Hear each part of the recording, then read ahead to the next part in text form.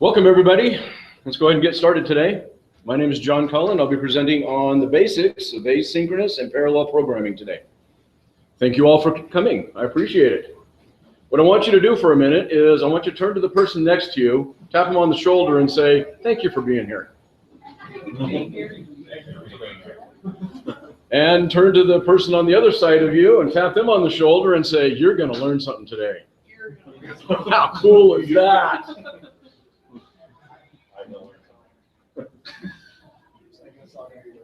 That's the goal, obviously, is that we learn something new out of this hour that we spend together. And hopefully, we'll learn something about asynchronous and parallel programming while we're doing it. Wouldn't that be nice?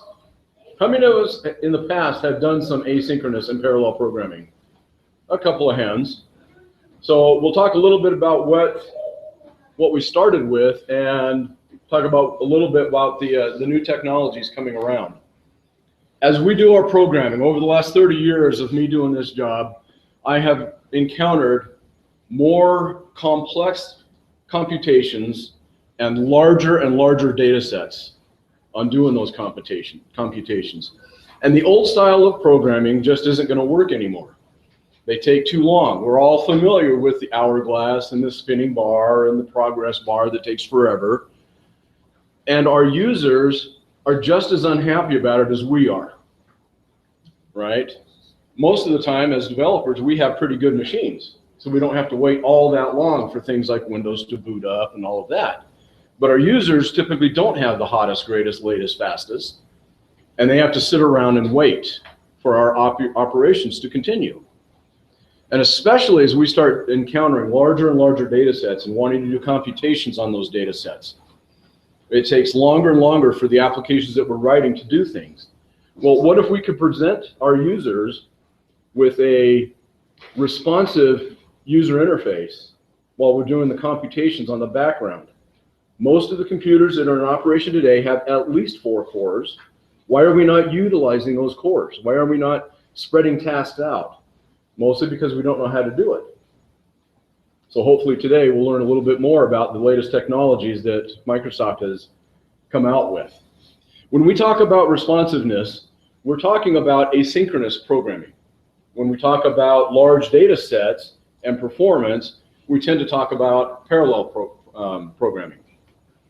We're going to cover today asynchronous, and then we'll get into parallel programming. We'll do a little bit of some performance. We'll show you some good practice patterns, design patterns to use. Some people wonder if asynchronous and parallel programming has its place in web API interfaces, and they do. We'll show you an example of that. And we'll also talk a little bit about unit testing. Is that possible to do with asynchronous operations? And the answer is yes, it is, and we'll show you an example of that as well. To start off with, I have an extremely oversimplified demonstration of latency and wanting things to happen. Here we have just a simple user login screen. We can grab the title bar, we can move this around as we want to, but once we hit that logon button, we are locked. We can't do anything until that process ends. This is the kind of problems that we see on a regular basis with our applications. As we get into these longer and longer computational operations, our front ends, our user experience is locking until we're done with that. We want to get away from that. So we'll talk a little bit about how to do that. But system.thread has been around since the beginning of .NET. So why are we talking about it now? I mean, some of us have used the old methods of creating threads and then having to pool those threads. We've all had the headaches.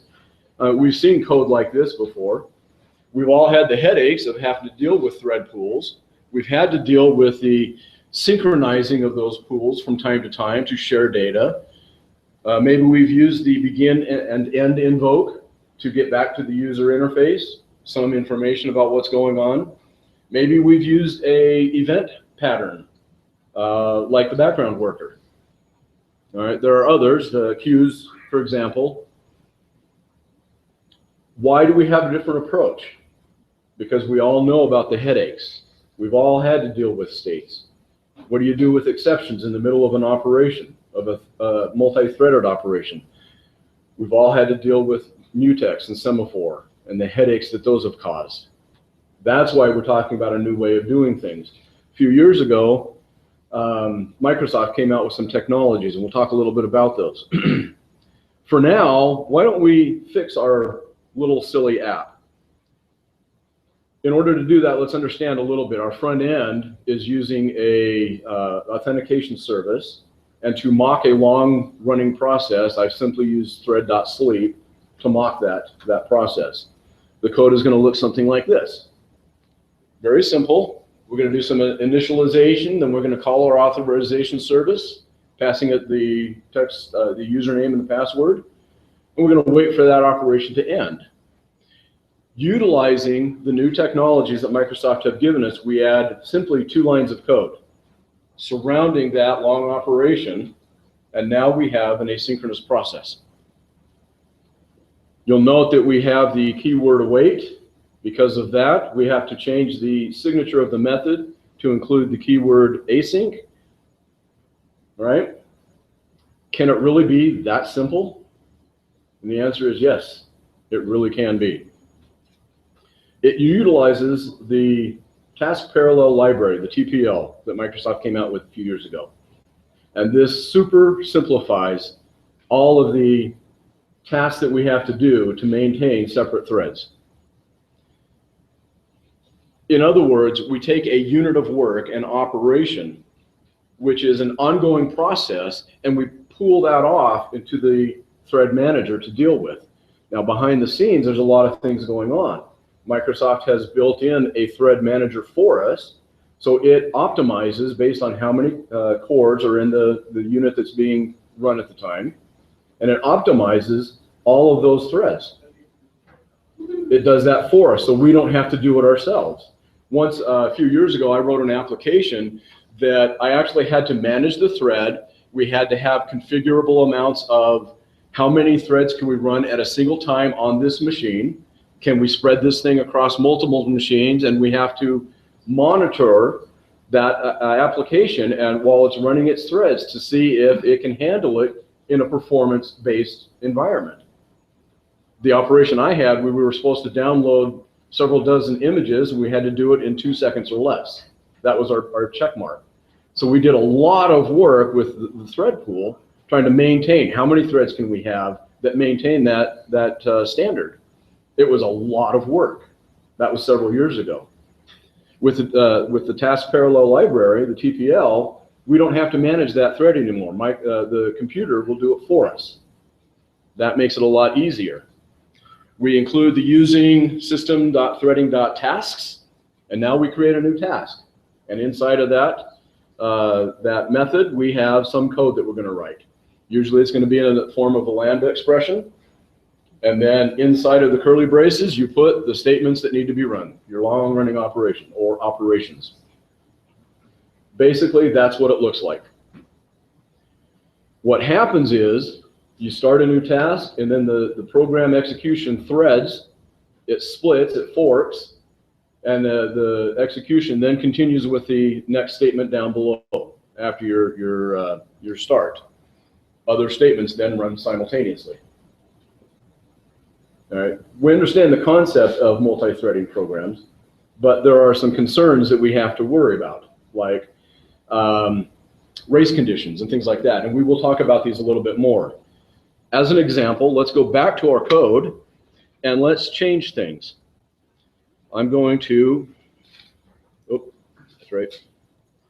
I'm going to change the login user to a different method, login user asynchronous, and we will rerun the program and we'll demonstrate what I'm talking about. Here's your responsiveness. We hit the login button and we are still responsive. Okay. What did I do in order to fix the demonstration?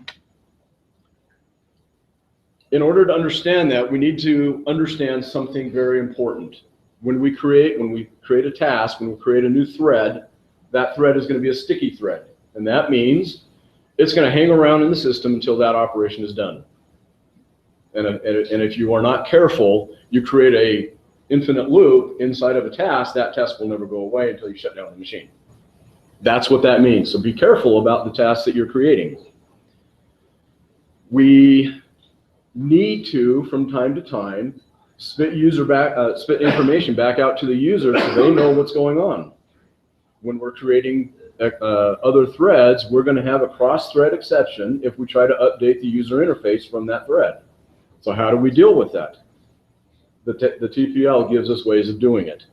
One method to do that is to simply run it from the current synchronization context.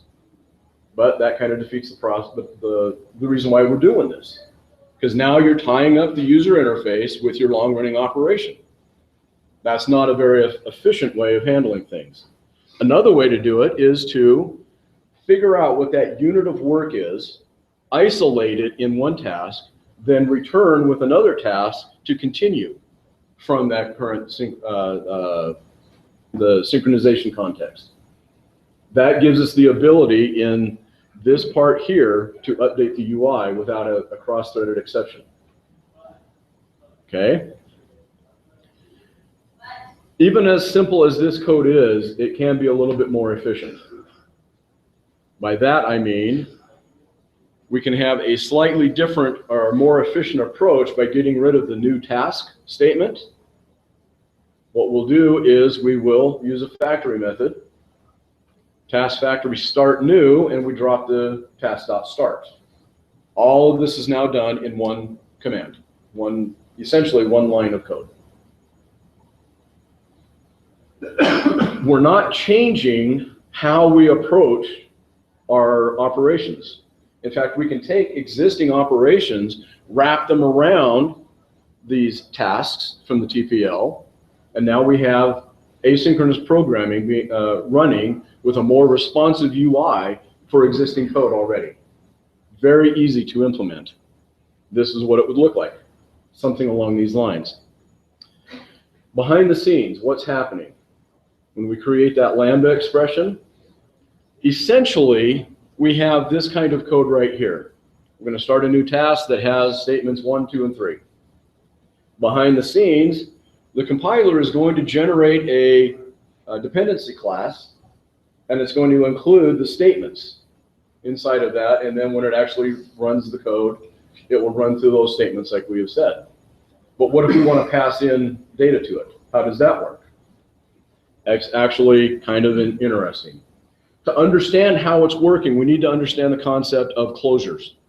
Closures are the code and the supporting data environment.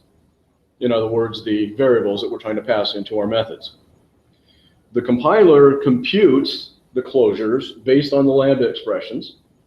They are necessary for the compilation, but it turns out they're really quite convenient. If we have a code that looks like this, we have an integer variable x we want to pass into our long-running task. How does the compiler encapsulate or close this variable? It will do something like this. Create a class that has a property. Then when it goes to execute, you're going to new up that class. You're going to pass it the variable, then you're going to run the operation. The operation being the new action of the object b_0. That's what's happening behind the scenes. When you understand closures and you understand how data is being passed, it makes things a lot easier to use when we're trying to use the TPL. Closure variables become shared variables. Now we have to deal with race conditions. What is a race condition? Race condition exists when the outcome depends on the timing of the events. Okay, does that make sense? In order to demonstrate that, I do have a real quick race demo example. Change a couple of things here real quick. We're going to make that our startup, and we want to look at this. Here's some code. We basically saw this already in our presentation. This code, see if we can't zoom in a little bit. We have the variable x as 123. Then we have a task which is going to increment it by 4. And what we intend to display to the user is the result of this operation being 127. Is that what we're going to get here? The answer is no. When we run this, we are not going to get 127. In fact, we get 123. Why? Because the thread slept. It was a long-running operation, and it demonstrates a race condition. The operation was a lot longer than it took for it to start up the thread and then move on to the next command, which was console write line. So the variable had not changed by the time it got to this statement right here, and it wrote out 123. That's a race condition. I realize this is way stupid of a race condition example, but tell me you haven't faced that in the past. Something's happening, your variables don't change, and yet you expected them to do that. That's a race condition. How do we deal with race conditions? We'll talk about that in the parallel portion of our discussion. Before we get on to that, do we have any questions about asynchronous, about the async and await keywords? Nothing. Question? I find that if you're a little bit deep in the code and you call it, you have async, it's invasive. Because then your whole path, your whole call tree now needs to be async. Is there any way to defeat that, or is that just the way it is? That's where the design patterns that we'll talk about in the upcoming section will come in really handy. I think it will answer a lot of the questions that you have. If you really don't want to use async, you can just throw a call. Yes, the keyword await on a call will stop the execution of the program until that call returns and then continues down. It doesn't fork into it. But then you're kind of defeating the purpose of having multi-threaded if you're causing everything to wait for that thread to be done. And you're going to get to server side, so if you do web API and you're got a web server somewhere. You know, we could spend hours talking about all of these, and this was not intended to be that deep of a dive. I will show you some web API code. We'll look at it for about 30 seconds and then move on. But yeah, you can. It is possible. I've been working on a project that's doing something along those lines right now, and it's not easy to even talk about until you really dive deep into and understand what's going on asynchronously. And I'd rather for us as programmers to get a better idea of asynchronous programming and parallel programming and start practicing some of these things before we start diving that deep into those kind of topics. Okay. Let's move on then. Parallel programming. It was our second objective that we talked about earlier. We have increasingly large data sets. And if we are to be COBOL programmers again, we can take 100,000 records and loop through them one at a time and do some operation on them. But we're not COBOL programmers. We're .NET developers. We're Java developers. And we don't want to do that. So let's see if we can't find some ways of chunking that data into sections and running them simultaneously. Make it a lot faster for operations to complete. There are potential pitfalls. You know, we've already talked about the race conditions. There's other pitfalls: starvation, live lock, deadlock. These are things we could get into if we wanted to, but we don't have the time today. We will talk about how to solve the most common parallel processing and asynchronous processing problem, and that's race conditions. How do we solve race conditions? How do we find those difficult to find problems where a variable is not changing the way we expected it to? We need to understand where the smallest amount of code that's causing the problem is. That critical section that's causing the problem. We need to understand with that smallest amount of code what variables are being shared. Because shared variables, it's okay if you're concurrently reading from those variables, that's fine. When you're concurrently reading and writing, that's not so good, because you might read it at the wrong time and get the wrong value to start with. You might write it at the wrong time, have it get overwritten at another time, and still end up with the wrong value at the end. So those race conditions are the #1 problem that we face with the task parallel library, and how do we solve that? Here's an example. We've got an integer sum. We want to do 3 long-running operations on it.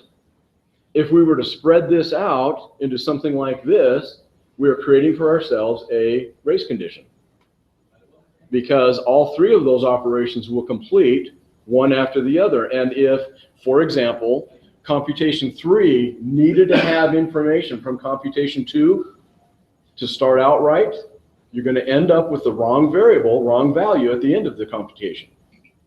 All right, so the patterns that we'll talk about in the next few minutes are to resolve that. Is that lock? Well, that's solution #1, lock the variable. Okay? No, it's excellent. That was my first reaction when I realized early on that I was having a race condition in one of my applications. Well, just lock the variable. But when you do that, you're making your machine less efficient. You're making your process less efficient, because now processes are waiting for that variable to become unlocked so they can lock it and use it. And you're defeating the purpose of having all this complexity in your code, right? But this is one way to handle it: lock the variable. That's where we used semaphores and mutex for, was locking the variables so they wouldn't get changed at the wrong time. In using this, we need to identify what our critical section is. In this case, it's going to be the computation 1 and then 2 and 3. Let's isolate that from the variable, the shared variable. When that computation is done, then lock the variable, use it. And it would look something like that when you're done locking it. That's one way of approaching this. Still not the best, but it is an effective solution. In fact, when we run all 3 of the operations, this is what it would look like in the end. You're going to run computation 1, lock sum, run computation 2, lock sum, run computation 3, lock sum. That's computation 3 depends on 2 to get its operation done. Starvation, it just means. That's what starvation is. Yep. So that's one solution. Another solution would be interlocking, which is a mechanical method. It's based on the hardware. It's good for simple math. But if you're doing non-simple math, like up at INL where we're doing nuclear computations, maybe this wouldn't work so well. But it would look something like this. You have your task, you do your computation, then you use interlock, reference your sum. Okay? It still works. Solution 3, though, a better approach would then be a quote-unquote lock-free. Locking leads to contention, especially when you're trying to write and then read at the same time. You've got to wait till the lock comes open again before you can read it. So there's contention, and that hinders performance. It's better to use local resources, local meaning inside of your Lambda expression for your task, than it is to use that shared variable. But then you have problems. How do you share those variables across threads? Not all solutions can be lock-free. Depending on the circumstances and the operations you're trying to do, you may not be able to lock your variables. You have to be aware of that. Sometimes asynchronous programming is not the answer. How do you know the difference? Well, you kind of got to get a feel for it. You've got to do some testing in your environments. Lock-free does not necessarily mean it is free from locks. It is free from the contention, though. Some objects, in order to be thread safe, use locks. An example of that is the concurrent queue. It uses locks. Okay? Some things to keep in mind. If we were to do a lock-free solution with local variables, we're going to do something like this. We're going to create an internal variable inside of our Lambda expression, and then our task is going to return a value, and it doesn't have to necessarily be something simple like an int. I currently have a project where I'm returning an entire object, a very complex object with its own values, which might be different depending on which customer we're talking about. So your task can return something complex like a object, but this is just a simple example using an int. We're going to then change our syntax a little bit to include the int parameter. We're going to create a local variable. When we're done with that computation, we're going to return that variable. Now we can use it in the future. For example, we can create a list of these tasks, create our tasks, and then add them to a pool and wait until all of them are done to then sum everything up. Much more efficient approach to what we saw earlier, right? But it turns out there's an even better approach than this. Instead of waiting for all of the tasks to complete, we could do what one author called a wait all one by one methodology, which basically means you do the same thing. You put all of the tasks into a list, and then instead of waiting all,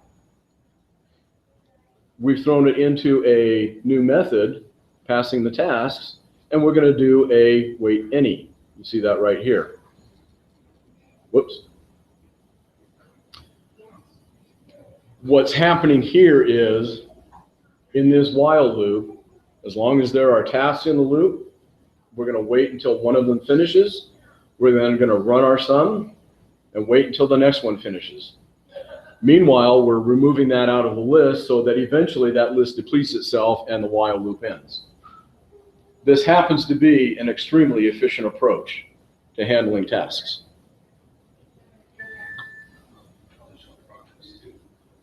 You can show progress there too as well.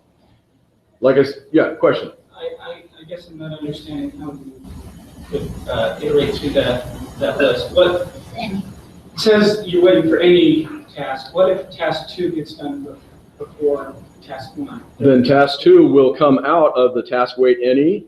You can then this task I, because you know the int I equals the wait any, which task finished first. Okay. Okay. Then this line here, you are taking your result of task I, you're summing, you're adding that to the results. The next line here removes that task out of the list. Then it comes back to wait for any. The next one that ends, 1 or 3, depending, then it will run through this again. Does that make sense? Right. Yeah. So the wait any essentially is returning your number, your task Yes. number. It returns the index of the item that returned out of your list. In this case, you're just adding that task to a list of results. Once that result list is filled in, you can perform the sum. You can do 100 things different in this list here rather than just results.add. Right. Right. What you're doing is you're waiting for one of the tasks to finish, and then you're doing something with the result of that task. And that can be just about anything. Yeah, in a few minutes, we'll start talking about some design patterns to see how this actually applies in real life. Once we get our ideas, our heads wrapped around getting a task, getting a result from that task, doing something with that result when it finishes, and waiting for the others to finish as well. I did mention that web APIs can be used in this manner as well. Here's an example of some code that does that. It's basically the same kind of code that we're used to seeing out of web APIs. You're returning a task. In this case, it's going to be a task of authenticated user rather than an int. We're going to do something. We're going to do something in that API method, and then, the entire time, the web client is asynchronously waiting for the results to come back. We're just changing the web API just a little bit. Why would we do this? Once we get our heads wrapped around parallel processing and using the async and await keywords and tasks, this stuff becomes really fun to play with. Yes? I have the API call where I'm returning back to the client one monolithic object, but internally I've made 9 calls out. Okay. So I've made 90 synchronous calls, and if I return that monolithic object. It's a lot faster than making 9 individual And you found that out because you split everything out into separate tasks. You waited till everything came back, and then you timed how long did it take to do this before, and how long does it take to do it with the task parallel library. And that's how you play around with your code. You go in there and you start adding the tasks, and you start timing things. How fast does it take? And not just one click. Do it 100 times. Get an average over time of how often things take, because you're talking about network latency that might interfere with your operation. You're talking about the cores themselves and the operating system using up some of the time on that core. So one time is not going to give you your exact answer. Do it many times. Time it. See what works and what doesn't work. Okay. What about testing? We all love unit testing, right? We all do it, right? You know, in fact, I was given a project a couple of weeks ago up at INL, and they listed out all of the tasks, and they had estimated how many hours each of these tasks were going to take in order to do this project. They gave me a total of 3 hours for unit testing. I said, you realize that if you do proper unit testing, it's as much code, if not more code, than the actual code itself, to make sure you're hitting all the boundaries correct and you're returning values when you're expecting values, and you're testing against exceptions, and you're testing against nulls and things like that. And the project leader said, yes, but the customer doesn't want to pay for it. So we gave you 3. Do the best you can with it. I said, really, what this is then is a 3-hour buffer to all the other times. He goes, yeah, pretty much. But we should be doing testing. But if we're going to start playing around with the TPL, how do you test that? It would look something like this in your test method. Again, using the authorization service that we saw earlier, we're going to stub out an asynchronous path. We're going to return a delayed GUID, 100 milliseconds. Okay. Then we're going to create a broker, calculate the worth async, and then we're going to await till the await the assertion. Okay. In order to do this, we have a couple of extra methods that we're adding to it. We're creating a delayed method that simply delays operations for however long you tell it to delay. And then the async task assert throws is going to assert a failure if what you do not expect to occur from your test occurs. Same basic idea of unit testing. You want to assert that things are incorrect. If they're not, then your assertion method, your assertion message comes back out, right? That's the basics behind unit testing. So this is an example of what that would look like. We could spend hours talking about unit testing asynchronous processes. We don't have the time to do it, but we could. I did promise that we would spend some time on design patterns. In my opinion, when you understand the design patterns, you understand the TPL much better. All right, so we'll show you some design patterns and some code that work for that. There are a bunch of different ones: map reduce, pipeline, pattern flow, a bunch of others. Again, we could spend hours talking about design patterns and how they fit into the TPL. We have time to talk about a few of them, not all of them, unfortunately, because we do want to get you guys back to work where you're billing hours. Map reduce. We've already seen this pattern in our demonstration.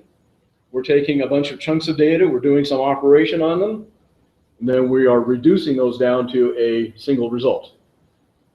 All right, we saw that earlier in the wait all one by one pattern.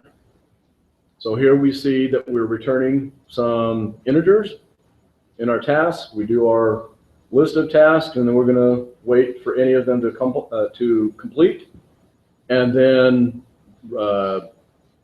map our results. Okay, that's the map the map reduce pattern. Pipeline pattern is one of the simplest to understand. First, you're going to do task 1. When that's done, you can do task 2. When that's done, you do task 3. And it looks something like this. Here's your task 1. Then you take task 1, dot continue with, and you run your task 2, and then task 3. And are they in the order, right? They will operate in this order. Task 2 will not begin until task 1 has finished. About pipeline pattern, easiest to understand. Then we have something way more complex, like our normal operations go. Task 1, 2, and 3. Task 4 waits for all 3 of those. Task 5 waits for 3 to complete. I mean, this is a real world type of pattern that we have to follow. I can't imagine anything being less complex in the things that I do up at INL. I rarely ever use the pipeline pattern. This is more commonly what I'm faced with. So you're going to code up your tasks 1, 2, and 3. Then T4 is going to do the task factory continue when all. There's some parameters to include depending on how you're going to, what kind of results you're returning from your tasks and things like that. But then in the 4th task, you're going to include a parameter of all of your tasks. One loop through those tasks, doing a wait all one by one until you get the results from those 3, and then return your result after your computations for task 4. Understanding this pattern makes life so much easier in our complex world of events that we have to deal with.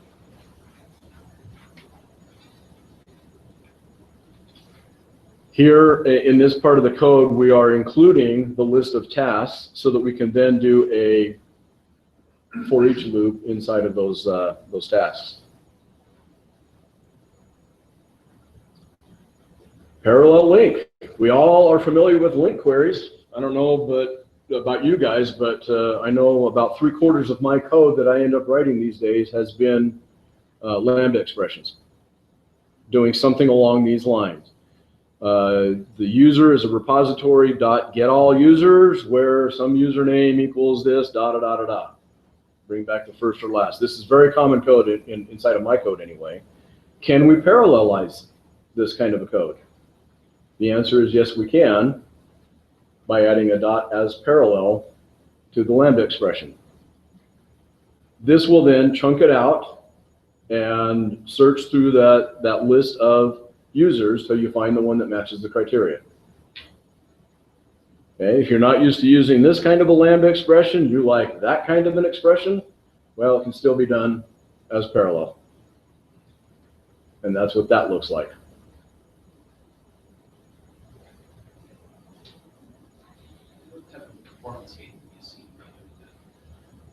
In the operations I have done, I have actually found it not worthwhile to do this. It actually returns much faster without it, but I haven't had to do long data sets of stuff. Is there any difference between directly accessing data of a SQL, like entity framework connection or any other connection, versus what's in memory? Anytime you have to deal with the overhead of ADO or LINQ to SQL, you're going to have some latency. If you've got it already sitting in memory, then that's a different story. I haven't had to do operations like this. The kind of operations I've had to do have been, we have 400 records and we need to, one by one, bring those down, do some operation on it, display to the user what status we're in as we're doing those operations. And so they look at this list of 100 records, and in my applications, they're changing colors as statuses change. I was going to say, I might have to try this with one of my queries. I have a link like this. Parallel code in my where also includes, well, it's more of a select, I'll use a select, but it includes a transformed object. Okay. I wondered if that new object would, all the sub. It'd be interesting to find out. Use our Snapchat application that we're supposed to be using to tell us all about it when you get done, would you? Yes, question. Just an observation. I would think that as the record set gets bigger and the SQL queries get more complex, this would be a lot more valuable. And there's a big difference between 400 records, as you said, and 30,000. Exactly, exactly. And if you don't know how many records you're going to be bringing back, in this stupid example, we're just bringing back one. So the performance gain is probably not going to be really great. But if you're bringing back anywhere from 30,000 to 300,000 records on a given call, it might make a whole lot of difference to do this.